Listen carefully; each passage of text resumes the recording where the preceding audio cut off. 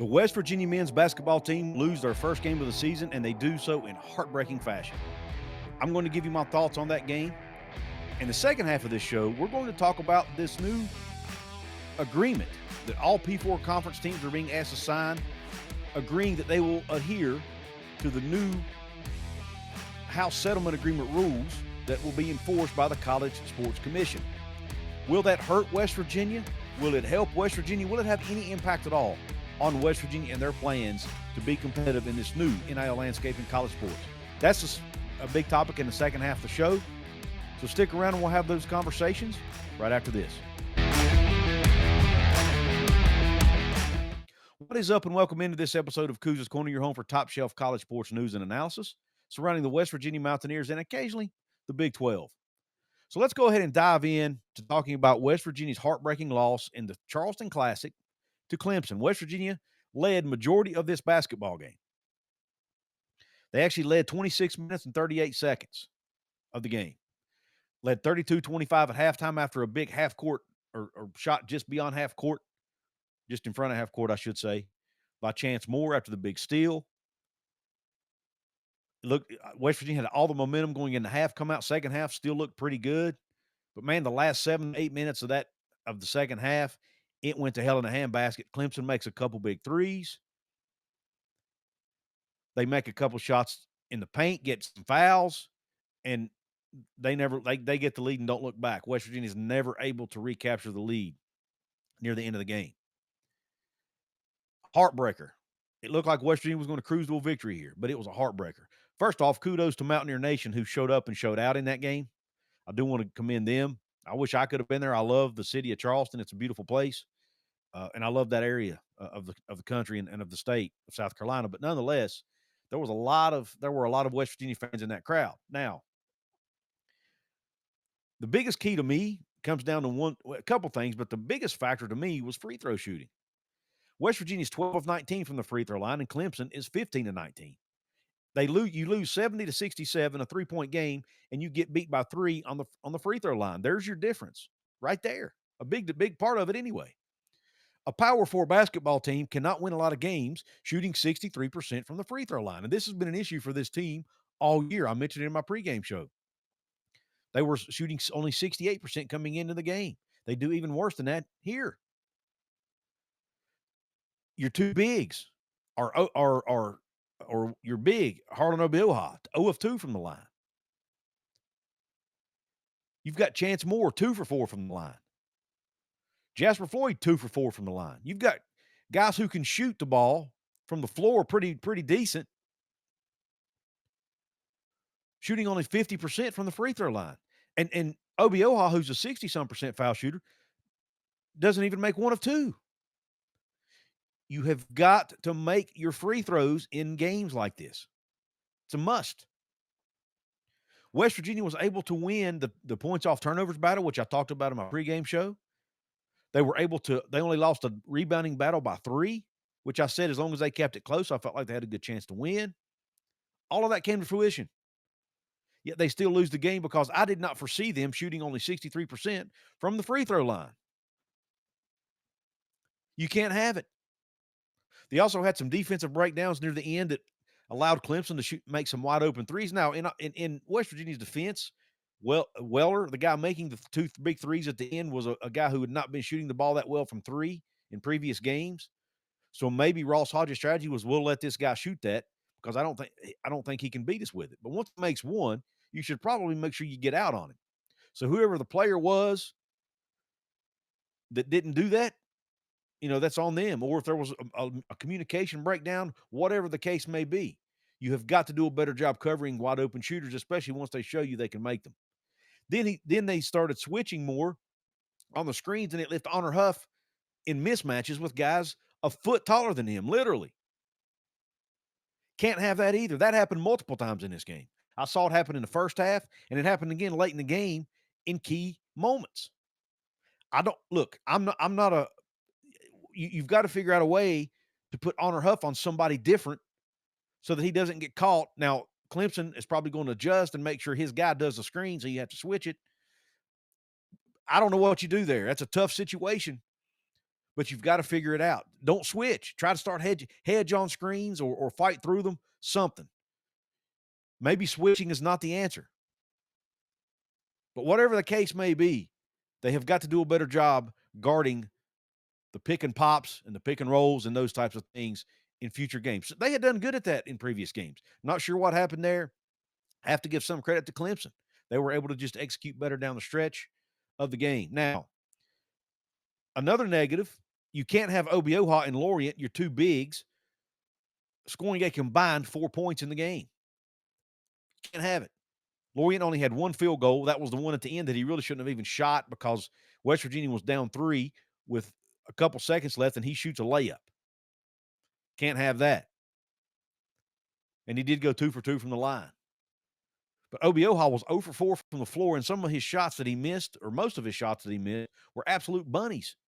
Right under the rim, you've got to make those. When you're 7 foot tall, 260 pounds, you got to make those shots. That was a huge factor in the game. I know I kind of was negative again towards Trace and Eaglestaff on social media during the game. Probably shouldn't do that. I know the young man's already struggling with confidence and has the yips right now. But you also need him to step up and make more shots. At the end of that game, they were locking Honor Huff down. They were not letting him even coming off of screens, they were locking him down. They were not letting him get free. And none of the other guys were able to knock down open shots. That's when you need a guy like Trace and Eaglestaff. He wasn't even on the floor because he was missing shots badly and had somewhat become a liability to a degree on the offensive end. He was doing some good things defensively. But offensively, Chance Moore was playing a much better basketball game, so he was in there at the end. But even he's missed a three there in that final stretch. Jasper Floyd missed shots in that final stretch. But if you have a guy, if Trace and Eaglestaff is making his shots, I bet you he's on the floor during that time because then they can't lock him and Huff both down at the same time. At least I don't think they can. But if he's not making his shots, it doesn't matter. Those are really the only two guys you've got that are deadly shooters. Now, the other guys can make shots, but not on a consistent basis. You brought those two guys in to do that, and Eaglestaff is just not doing it. I'm hoping that some way, somehow he comes out of this shooting slump he's in, because if he does, this team can be extremely, extremely dangerous, especially now that Chance Moore's back. And let's talk about him. You want to talk about a positive from this game? After not playing in 3 weeks and missing 5 games, he comes in, drops 16 points on 6 of 12 shooting, 2 of 3 from three-point range, 5 rebounds, a Sagabak Hanate-looking block. Just a really, really good basketball game by Chance Moore. Had a highlight reel dunk along the baseline, posterized the guy. Had the near half-court buzzer beater. Just the guy looked great. And here's my theory. If Trace and Eaglestaff is not able to shoot himself out of this slump very, very soon, I think you bring him off the bench as your sixth man, and you put Chance Moore in the starting lineup. Now, you may not want to do that coming up in this game against Xavier here in Charleston. You may want to keep the continuity and the chemistry you already have. But when you come back to Morgantown and play a couple more games against teams that you'll be highly favored over, I think it's a good chance to try that out. If Eaglestaff comes out in this game on Sunday, I'm recording this on Saturday. If he comes out Sunday against Xavier and is still in this shooting slump, then I think you make that change and put Chance Moore in the starting lineup over him. That's just my opinion. You may disagree. Let me know in the comment section. Do you think that's a good move or a bad move? I want to hear your thoughts on that. Also, be sure to please like this video if you don't mind. If you like what I have to say here and you like this conversation, please hit the thumbs up button for me. There's a hype button below between the download and thanks button. You can hit that as well. If it's only available, though, on mobile devices. Now, the second half of the show, I'm going to talk about a very interesting topic. I'm going to try to explain it the best I can, and I'm not an attorney, but I did stay at Holiday Inn Express a few nights ago, if that matters, if that means anything. But I'm going to do my best to try to explain this new College Sports Commission agreement and how it will impact WVU sports, if at all. That'll be coming up in the second half of the show. But first, I have to give a shout out to one of our sponsors. So stick around. Do you know about the 3 T's of Thanksgiving? Turkey for eating, table for gathering, and touchdowns for winning. With DraftKings Sportsbook, an official sports betting partner of the NFL, every touchdown could bring you closer to cashing in before dessert. With DraftKings Sportsbook, all the action's in your hands. First touchdown, anytime TD, live bets. Every play, every snap, every game counts. When the games get good, the bets get better. Here's the best part. New customers bet just $5, and if your bet wins, you'll get $200 in bonus bets instantly. When touchdowns happen, we feast. Download the DraftKings Sportsbook app and use code COUZ. That's code COUZ. Bet $5 and get $200 in bonus bets if your bet wins. In partnership with DraftKings, the crown is yours. Gambling problem? Call 1-800-GAMBLER. In New York, call 877-8-HOPE-NY or text HOPE-NY 467-369. Connecticut, help is available for problem gambling. Call 888-789-7777 or visit ccpg.org. Please play responsibly. On behalf of Boot Hill Casino and Resort, Kansas, pass-through of per wager tax may apply in Illinois. 21 plus age and eligibility varies by jurisdiction. Void in Ontario. Restrictions apply. Bet must win to receive bonus bets, which expire in 7 days. Minimum odds required. For additional terms and responsible gaming resources, see dkng.co/audio. Limited time offer. Hey, do me a favor. Go check out my good friends over at Appalachia Digital. If you need a brand new website for your small business, or if you're just looking to get found easier on Google, go check out appalachiadigital.com/Couz. These are the fine folks who designed my brand new website over at wvsportschat.com. They did a fantastic job. I love their work. I think you will too. So go check them out. appalachiadigital.com/Couz. Let them know Couz sent you. Now let's get back to the show. Thank you for letting me get through the housekeeping and pay the bills. The second half of the show, I have got an interesting topic. It's about the College Sports Commission and how I don't think it will hurt West Virginia at all, and I'm not sure West Virginia will even abide by it. And I'm going to explain why. Now, don't think they have to. Very interesting nugget that dropped that I don't think enough people are talking about with this new agreement where every Power 4 conference team is being made basically to sign this agreement that they will abide by the new house settlement rules. And if they don't sign it, there's the threat of them being kicked out of a P4 conference. That's what's out there. So every school's likely going to sign this. But there's a catch to this. Now, first off, before I get to the catch, let me lay the groundwork for those of you who may not know what I'm talking about. Most of you probably understand about the house settlement where they're now being forced to pay the student athletes part of the revenue sharing up to $20.5 million total per school is the ceiling for those who opt in. And West Virginia has opted in. And then you have NIL money on top of that, right? The schools can do, or players rather can do, athletes can do in addition to that rev share money, right? They can do outside NIL deals. As part of the settlement agreement, they've adopted a College Sports Commission who's going to take over basically the enforcement of the rules for this settlement. Okay? That's the 30,000-foot view. And every school is having to sign this agreement or being asked to sign this agreement that they will abide by the rules. But there's a very interesting nugget of information in this agreement that I'm going to share with you, and then we're going to talk about the West Virginia piece of it and how it may impact the Mountaineers. Okay. For those of you who are watching on television or maybe on a computer, you can probably read this. If you're watching on mobile or listening to the podcast version, you can't obviously see it. So I'm going to read it out to you.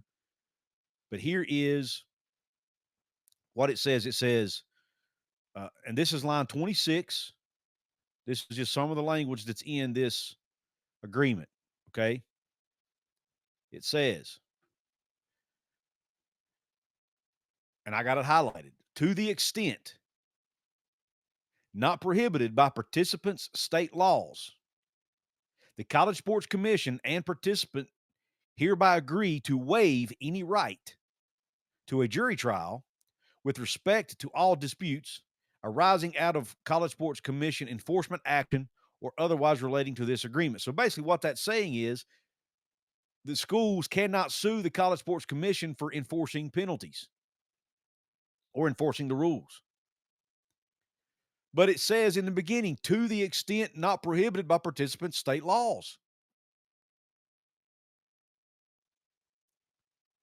Here's section 27 that I'm going to read here. The first part of it anyway says, to the extent not prohibited by participant state laws, again, that language again, participant, which is the school, agrees that it shall use best efforts to cause its representatives to A, take or cause to be taken all actions, and do all things necessary, proper, or advisable to support and make effective the injunctive relief settlement, not support, advocate for, or lobby for any change in federal, state, or local law that would alter or be inconsistent with this obligation, yada, yada, yada. Not going to read it all.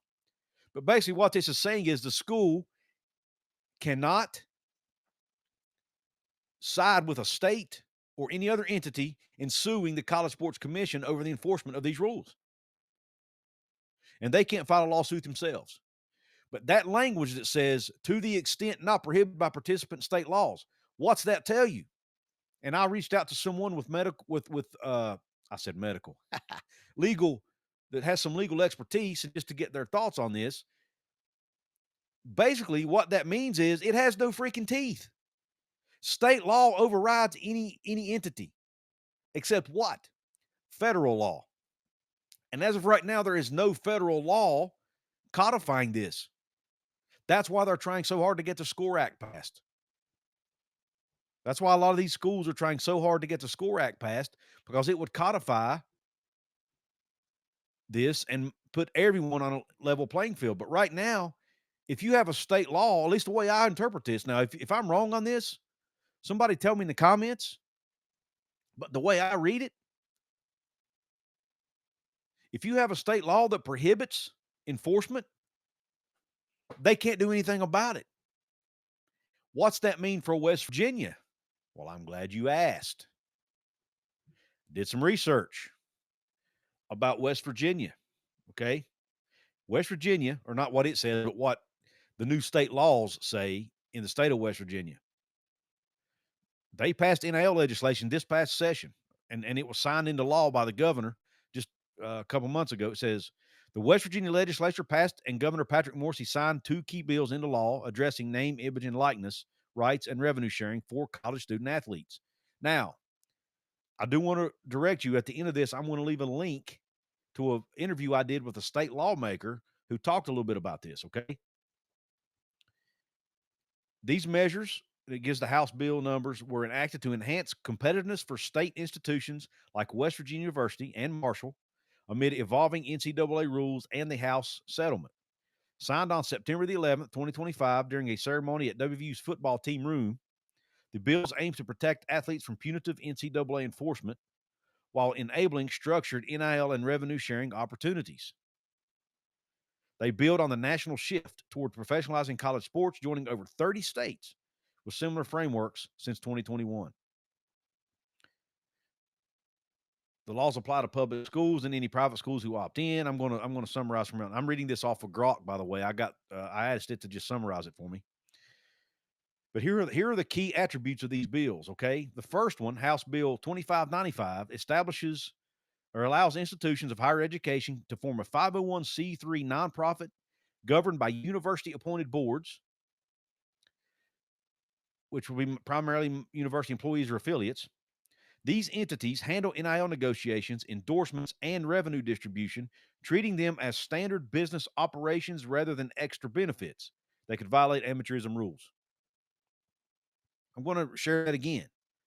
You ever heard of Golden Blue Enterprises? West Virginia fans? That's what this is. It's the establishment of a nonprofit institution that will handle NIL negotiations, so they're bringing it in-house. Something the College Sports Commission doesn't want you to be able to do. Okay? Endorsement deals and revenue distribution. Now, the rev sharing is fine. The schools can do that. But it sounds to me like West Virginia's bringing their NIL in-house. Okay? Because state law now allows them to do that through a 501c3 institution. It aligns with the House settlements allowance for schools to share up to $20.5 to $22 million annually. 22 is what it's likely going to be the next year. The nonprofits can allocate these funds directly to athletes for NIL use, including performance-based incentives, while ensuring compliance with Title IX for gender equity. Okay. Now, again, this is Grok, so this might not be verbatim, but it says universities can enter into NIL contracts for promotional activities with proceeds funneled through the nonprofit. This includes protections for boosters and NIL collectives to collaborate without NCAA scrutiny. Requires annual reporting to the West Virginia Higher Education Policy Commission, so on and so forth. Student athletes aren't allowed to do NIL deals for alcohol, tobacco, drug, gambling, sexualized content. All makes sense. Now, the other House bill establishes a state-level shield against NCAA overreach, explicitly overriding federal restrictions on pay-for-play or recruitment inducements. It creates a legal framework to enforce athlete rights while imposing guardrails to prevent exploitation. Bars the NCAA, athletic conferences, or other governing bodies from investigating, penalizing, or disciplining West Virginia institutions, athletes, or affiliates for NIL activities. This includes revenue sharing or performance-tied deals, providing a recourse through state courts if violations occur, affirms athletes' right to monetize their NIL independently or via school channels without losing eligibility. They have to report anything over $600 to the state registry. Athletes must avoid conflicts of interest, such as endorsing competitors of university sponsors, which makes sense. Allow schools to facilitate NIL education, matchmaking with brands, and direct compensation for jersey sales, game day promotions, etc. Overrides NCAA bans on using NIL in recruitment, enabling discussions with prospects. So basically, what this does is it's telling this college sports commission, the NCAA, whoever, the Big 12, whoever you want to tell it to. West Virginia can help their student athletes make NIL deals basically and cannot get sued for doing so because the state law in the state of West Virginia will not allow them to. Now, West Virginia is not the only state with these laws. There are 31 other states that have enacted similar laws. I'm not going to read them all to you, but one notably missing is the state of Virginia. They have not apparently enacted such laws, which means it might be tougher for schools like Virginia Tech, UVA, and whatnot to recruit against West Virginia because West Virginia can say, look, man, we can do this for you. We can do this for you. We can do this for you because we have a state law allowing it. We can help you get NIL deals. And another thing that I hadn't even mentioned yet, West Virginia will not be forced to disclose, Western University or Marshall or any other public institution will not be forced to disclose their NIL deals with players or their revenue sharing deals with players because it's behind this nonprofit entity, which prevents them from releasing the information. It keeps it confidential. So the College Sports Commission can't come to WVU and say, hey, you got to share with us this information. West Virginia can be like, well, the state of West Virginia is like, nope, there's a state law that prohibits it. Can't do it. This is fascinating to me. We could see a showdown between the College Sports Commission and West Virginia or any other school in states like Alabama, Arizona, Arkansas, Pennsylvania, Kentucky, Massachusetts, New York, Oklahoma, just to name a few. I mean, that's 32 out of 50 states. How's this CSC thing going to have any teeth? It seems to me like a huge waste of time. If you can only enforce it on schools in 28 states, that's most of your Power 4 schools that aren't going to be able to, you're not going to be able to enforce this on Power 4 schools in 32 of your states. So why even do it? It doesn't make any sense to me. Makes absolutely no sense to me why they would do this. It says right there in the friggin' bill or in the rules, the CSC rules, like I read to you before. I'm going to read it again.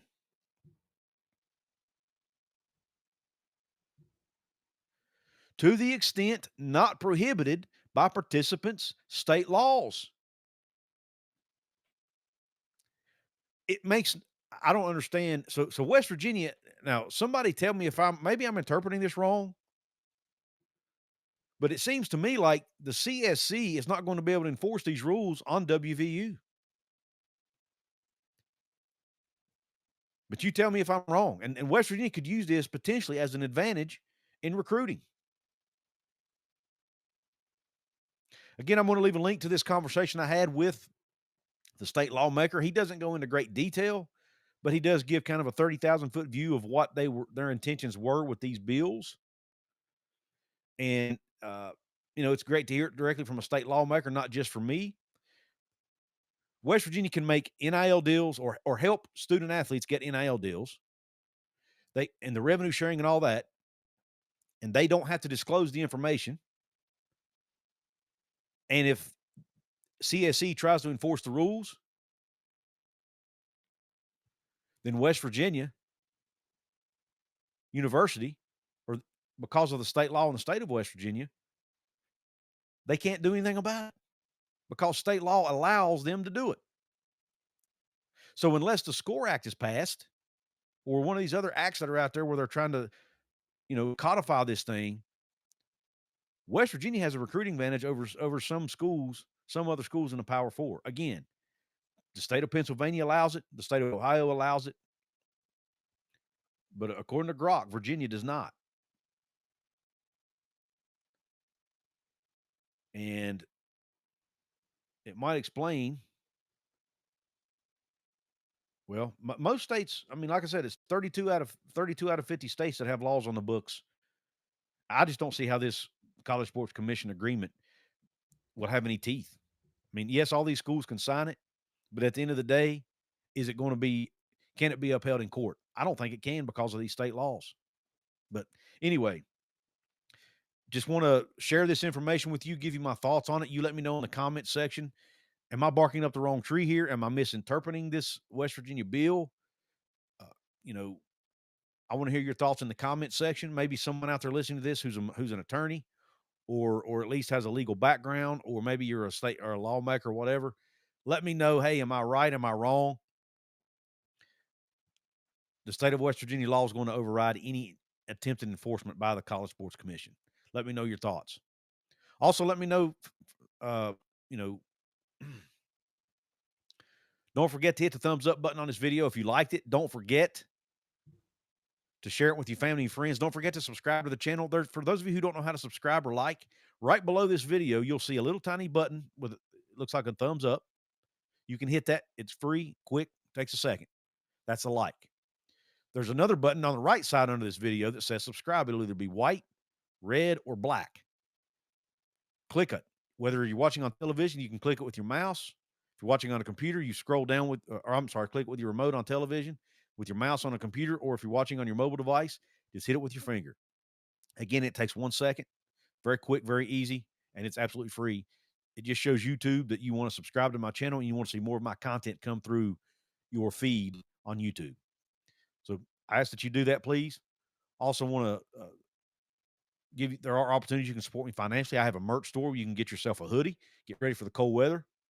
You can get yourself a trucker cap with my logo on it. Also have a West Virginia versus the world design that you can check out over at the fourth merch store I have over at Fourth Wall. You can right below you can see pictures of some of the merch. Click on one of those; it'll take you right to my merch store. There's also a link in the description box of the video. You can become a VIP channel member, which is a $4.99 or $2.99 a month donation. It gives you some special perks. Those are all explained when you hit the join button below or the join button over at my channel homepage. I really appreciate you tuning into this episode. If you're listening on podcast, please follow me on your favorite podcast. Will it be Spotify, Apple, whatever, your favorite podcast app or whatever the case may be. Please give me a 5-star rating. I would really appreciate that. Hope the rest of your day's top shelf. God bless you. and Q Country Roads.